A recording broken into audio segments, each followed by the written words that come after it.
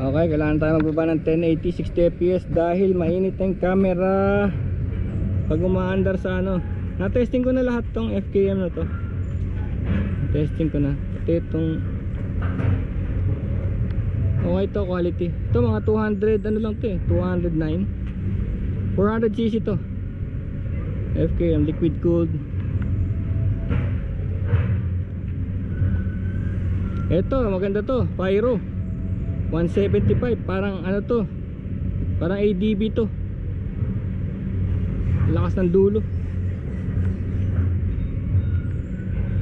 Yan, ito lang yung mga nagustuhan ko. Ito ano to, ito yung tinesting ko yata dati, QJ motor to. Ito yun, kaya tignan mo, tinawag nilang ano, FKM ADB. Ito yung parang ADB. Yan, kaya ADB 180. Ang ganda ng response nito, ganda mag-response. Ayan, meron pa tayong natitirang light pero ito pa yung ibang FKM. Ito, hello.